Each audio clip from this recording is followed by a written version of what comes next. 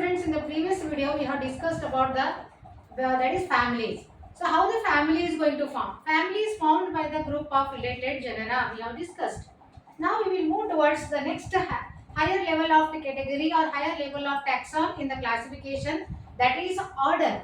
How the order is formed? As you know that the species, genus, families, they are identified based on their few similar characters. As I told you beginning only, as we move from lower taxon to higher taxon, the common characters are going to decrease. Okay. Let us see under order. How the order is identified?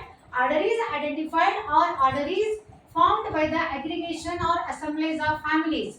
But few number of characters are common here. Very few characters are common that exhibit very similar few characters under the order. We shall discuss with respect to some examples, that is taking plants as well as animal example as an example. So example first, the plant families. You know that there are several families in the plants like Solanaceae, Convolvulaceae. So here Convolvulaceae, Solanaceae. These two are families. So order is going to form by the group of assimilation, by the group of aggregation of families. The family Convolvulaceae, family Solanaceae, they are resemble, they are assembled because they are similar in what aspect? They are similar in floral characters. If you see the family characters of Solanaceae and family character of Convolvulaceae, they are similar in what aspect? They are similar in their floral characters.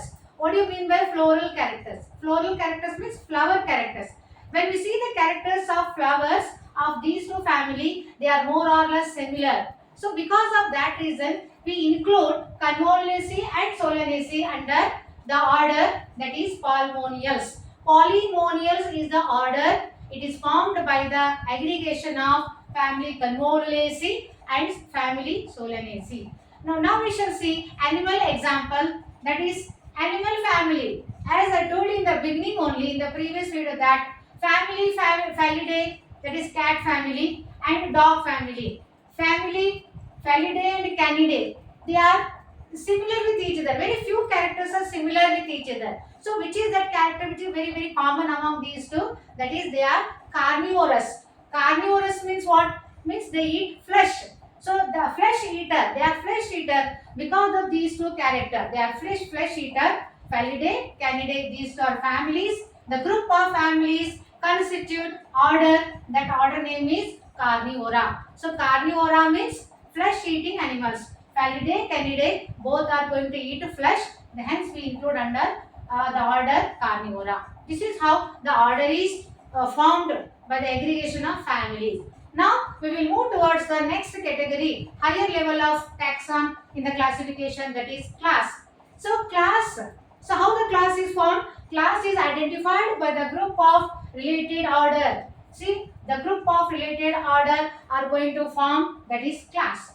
So taking the example, animal example first, order Primata. See, the well-developed brain, the animals which are having well-developed brain, they are considered as Primata. So this order Primata, under this Primata, the animals like monkey, gorilla, gibbon. So these three animals comes under order Primata. So group of what? The group of that is order going to form what? Class. So in this order, order Primata, that is order Primata includes monkey, gorilla, gibbon. So here these three animals are going to possess very common character. So what common characters they have, do you know? They have the memory glands, and they are viviparous, and because of this reason they are included under class Mammalia. So how the class is formed? The class is formed with the aggregation of what? Order. This order Primata, group of animals having same characters, and the group of order give rise to the class. Group of order give rise to class, the class Mammalia. So Mammalia means what? Having memory glands. These animals are having well developed memory glands. They give birth to the young ones and they are called as viviparous. So presence of mammary gland is the common character among these three. Hence the order primata, group of order give rise to class. Similarly, order carnivora. So this is one more example. Order carnivora. Order primata is one category and another order carnivora. As I told you beginning only, carnivora means flesh eating animals. See, tiger, cat, dog. So these all belongs to carnivora, which is called as order. Carnivora means they are flesh eater. All are flesh eater. When they are flesh eater, we can include under the same class, that is mammalia. So why we are including under mammalia? Because these animals, carnivora as well as primata, these two are having similar characters, that is presence of mammary gland. So because of the presence of mammary glands, the carnivora, primata, we are putting these two order under the same class, that is mammalia, means presence of mammary glands. So this is a common feature among these two. So after learning class, which is the next higher category in the classification, that is phylum. So group of related class. So after learning order and class, we are going towards another category called as phylum. How the phylum is formed? Phylum is the highest taxon in the classification. How it is formed? It is formed by the group of related class. Like for example, there are 4 classes: class fishes, amphibians, reptile, birds. These 4 classes are having almost similar characters. Students, tell me, what are the most similar characters which are present in these 4 classes?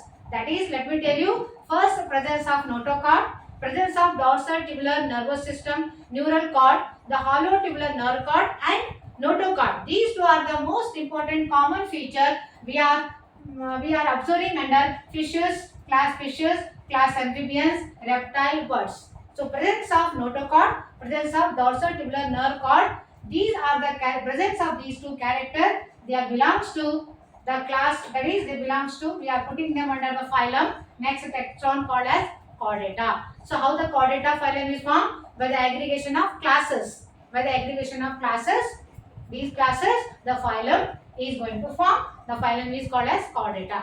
So after learning this, similarly in the case of plants, here we call it as division. The next, either you can animal you can consider phylum oblique division. So in plants we consider division. So group of related classes constitute division. Okay, so division. So this is the next highest taxon in the classification of an organism. So group, after learning division, last and final highest taxon in the classification is what? Kingdom. Okay, students, tell me, how the kingdom is formed? So kingdom is formed with the aggregation of phyla, group of phyla. Phylum is plural word, it is. Phylum is a singular word. So number of phyla group together to form kingdom. So all phyla group together to form animal kingdom. Similarly, group of division. So group of different divisions. They aggregate together to form plant category, that is kingdom Plantae. Thus kingdom Plantae for plant, kingdom Animalia for an animal. So this is how the last taxon we learn. It is going to form by the aggregation of group of related phyla, related division. So with this taxonomic category, we stop here only. We will start some more discussion, some more topics in the next class. We will stop here only.